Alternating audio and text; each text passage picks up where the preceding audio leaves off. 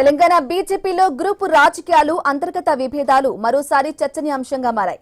Party నేతలు ప్రతిసారి తమ సమస్యలను ఢిల్లీ పెద్దల దృష్టికి తీసుకువెళ్లటం వల్లే తెలంగాణ నాయకులకు బీజేపీ జాతీయ కార్యవర్గంలో చోటు దక్కలేదని ఎమ్మెల్యే రాజా సింగ్ సంచలన వ్యాఖ్యలు చేశారు.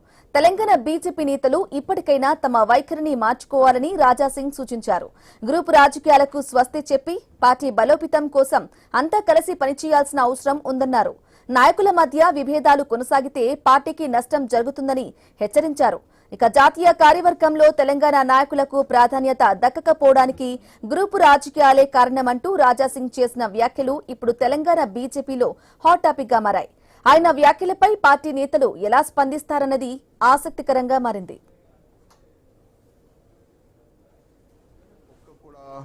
పేరుని వాళ్ళు ఇంక్లూడ్ చేయలేదంటే మన తెలంగాణ పెద్ద నాయకులు ఒక్కసారి ఆలోచన చెయ్యాలి.